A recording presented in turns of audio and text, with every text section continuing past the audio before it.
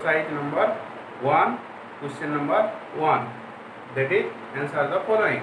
But today we will discuss the second number, that is, tick the correct answer.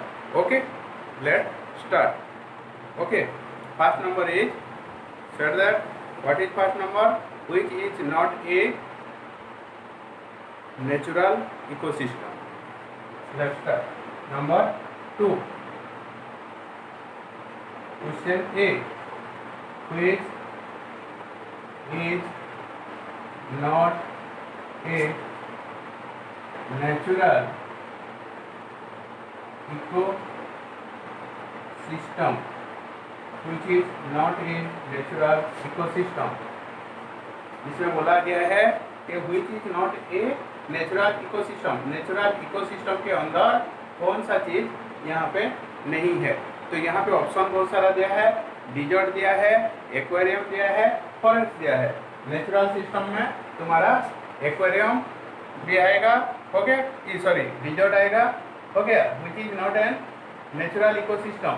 Natural ecosystem में तुम्हारा dessert भी आएगा, forest भी आएगा, लेकिन यहाँ पे एक्वेरियम नहीं आएगा और यहाँ का आंसर होगा एक्वेरियम। हम लोग लिखेंगे इसका answer B, aquarium, AQUARIUM, aquarium. इसका आंसर होगा एक्वेरियम, लिख दो। Which is not a natural ecosystem, natural ecosystem कौन सा नहीं है? एक्वेरियम नहीं है। तो सेकेंड नंबर पे मूव करते हैं, which is not a component of human environment. Question लिखो, which is not a component of human environment,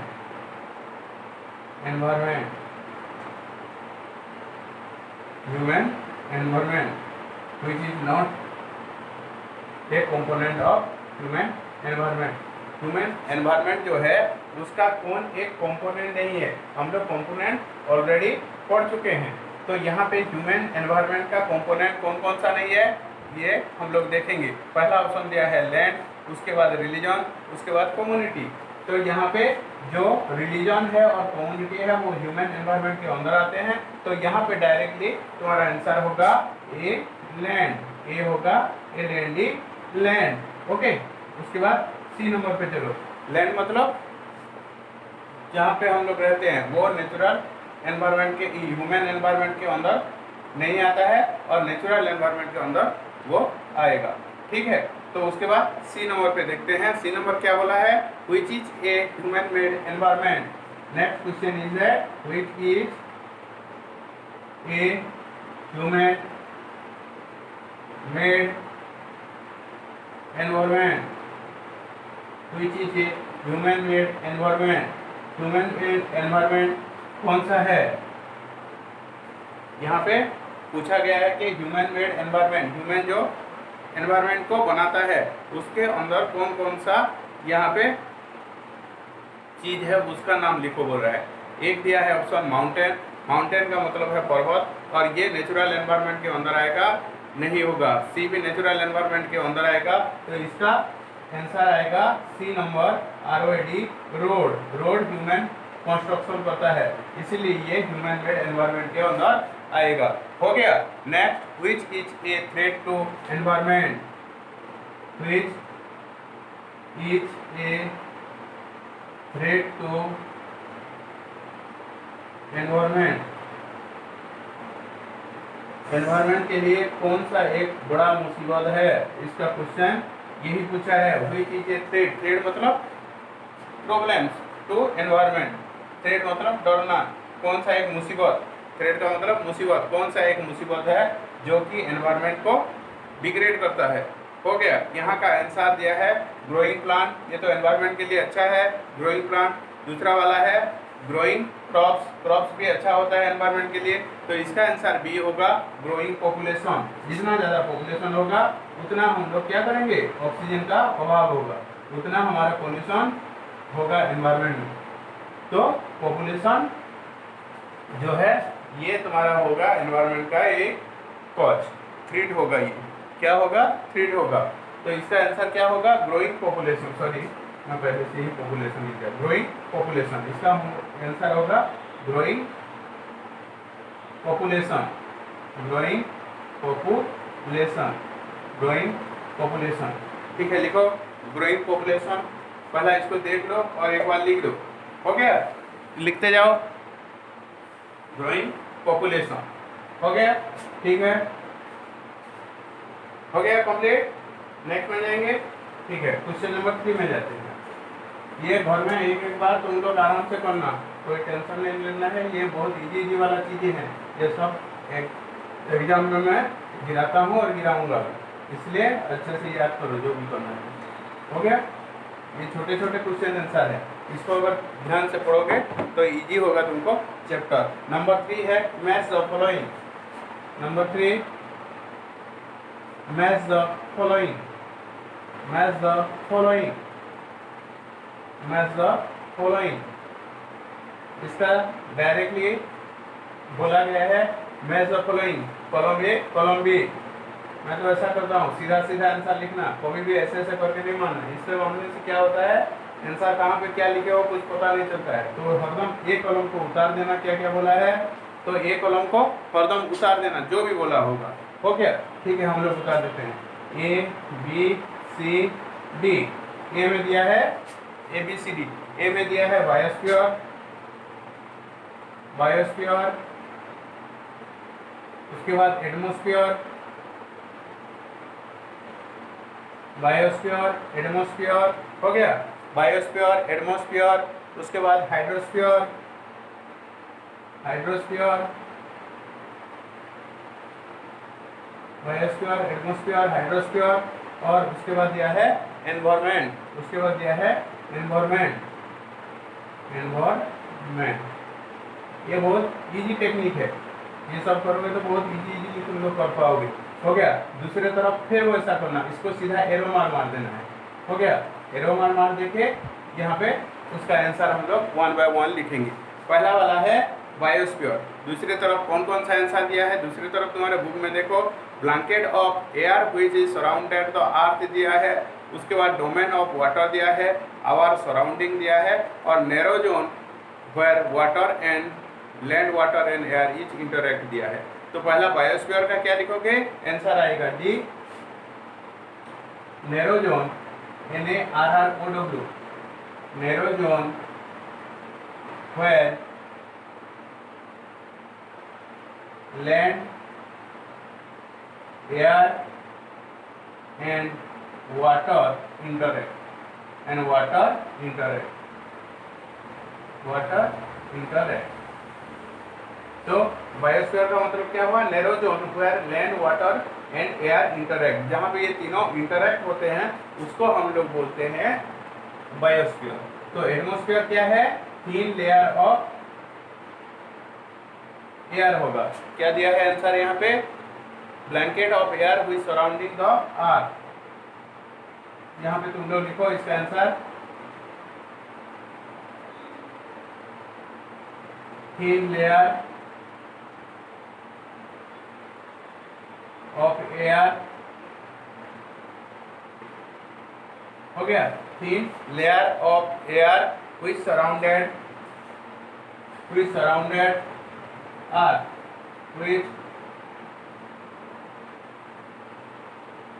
which surrounded the earth, which SOURROUND, surrounded the earth. Earth को जो surround किया है, जो layer, उसको हम लोग बोलते हैं क्या, तुम्हारा एटमॉस्फेयर। हो गया। हाइड्रोस्फीयर क्या है, domain of water, domain of water, मतलब पहला लेटर कैपिटल होना चाहिए, domain of water, domain of water. Okay, domain of water, पानी जहाँ पे होता है उसको हाइड्रोस्फीयर कहते हैं। ये तुम लोग ऑलरेडी पढ़ चुके हो। हो गया। उसके बाद आवर सराउंडिंग, एनवायरनमेंट मतलब our surrounding, our SURROUNDING, our surrounding. Man जहाँ रहता है उसके चारों तरफ जो चीजें होता है उसको उसका सराउंडिंग पार्ट्स कहा जाता है, वो उसका सराउंडिंग पार्ट्स होता है। हो गया? ठीक है, इसको लिख दो अपना कॉपी में। हो गया? ए बी, ये होगा। हो गया? आंसर क्या होगा? D A B C. एक बार फिर समझा देता हूँ। पहला नंबर वाला क्या है? Biosphere, narrow zone where land, water and air is interact. Atmosphere, thin layer of air which surrounded the earth. Hydrosphere, domain of water. Environment, our surrounding. Environment, our surrounding. Okay? ठीक है, देख लो एक बार बेटा दो। Okay, everything is written there. You have to do it again and practice it. Okay, इसको जितना बार practice करोगे उतना तुमको अच्छा होगा। ओके, नंबर 4 पे चलते हैं। 4 number give the reason. Give reason, REASONS, reason. इसका कारण बताओ, ये क्या होता है। हो गया? इसका रीजन बताओ। Man modifies his environment. Question बोला है man modifies his environment.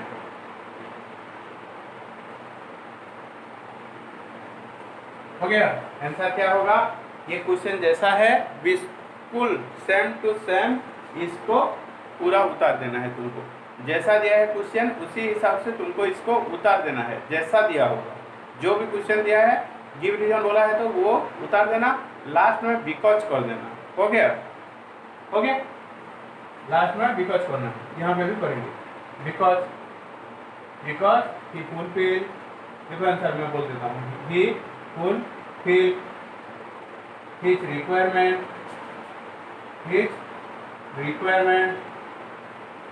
from environment।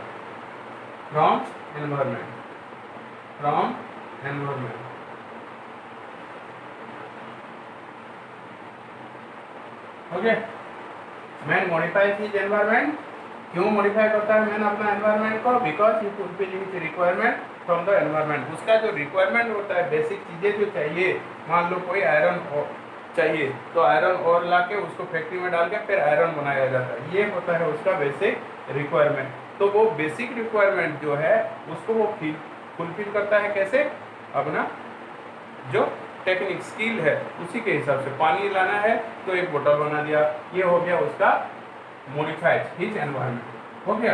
Next में चलते हैं बी। हो गया? पहला वाला का ठीक है, man modified his environment because he fulfil all his needs from the requirement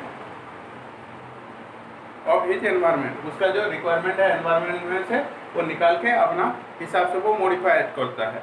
हो गया? तो नेक्स्ट में आते हैं plants and animals dependent each other. Next question is that plants and animal depends upon each other। Depend upon each other। हो गया? क्या answer लिखेंगे यहाँ पे? जैसा क्वेश्चन है वैसा आंसर। क्वेश्चन दे दिए, आंसर सीधा लिखो। बिकॉज डालना है, फिर because here you have to write here, okay, because here the plants are producer, the plants are producer and animal are consumer, and animals are consumer। जो plants होता है वो प्रोड्यूसर होता है। मान लो एक ट्री है, प्लांट्स है, वो क्या करता है? फ्रूट प्रोड्यूस करता है। उसका कंज्यूमर कौन है? हम लोग हैं उसका कंज्यूमर। हम लोग क्या करते हैं? उस पेड़ से जाके वो फ्रूट्स को लेके या उसका पत्ता को लेके हम लोग उसको खाते हैं, या उसको डायरेक्टली हम लोग अपने लाइफ में इंटरवॉल्व करते हैं, हम लोग इन्वॉल्व करते हैं। तो ये है उसका answer. Here the plants are the producer and animals are the consumer. Plants तुम्हारा प्रोड्यूसर होता है और कंज्यूमर कौन होता है? एनिमल्स होता है। एग्जाम्पल देंगे, plant produce oxygen and animal take it, and animal take it. Okay. What happened? Man modifies his environment because he fulfill his requirement from the environment. Man modifies his environment. Man अपना जो environment है उसको modify करता है, उसको परिवर्तन करता है. क्यों करता है? Because he fulfill his requirement from the environment. उसका जो environment होता है वहाँ से वो अपना requirement जो होता है उसको अपने fulfill करता है. हो गया. Next number, plants and animals are depend upon each other. Plants और animals जो हैं वो depend करते हैं एक दूसरे के लिए. क्यों? Because here the plants are producer and the environment and the animals are consumer. जो plants होते हैं वो producer होते हैं, वो बनाते हैं, चीज को प्रोड्यूस करते हैं, और एनिमल जो होता है उनको ऊपर डिपेंड करता है. इकोसिस्टम में तुम लोग ऑलरेडी इसको पढ़ चुके हो. तो plant produce oxygen, plants oxygen produce करता है, लेकिन उसी ऑक्सीजन को कौन तुम्हारा यूज करता है? उसी ऑक्सीजन को यूज करते हैं एनिमल. हो गया. ऑक्सीजन को इस्तेमाल करते हैं तुम्हारे animal. Plant produce oxygen and animal take it. Animal उसको लेते हैं. हो गया. ये है एक्सरसाइज, पूरा तुम्हारा डिटेल एक्सरसाइज 1 का सब हम लोग कंप्लीट कर दिए हैं. इसको घर में तुम लोग कर देना. कितने टाइम करोगे? तुमको देता हूँ मैं यहाँ पे. इसको 2 टाइम करना है. 2 time in your SW copy. 2 time in your SW copy. Okay.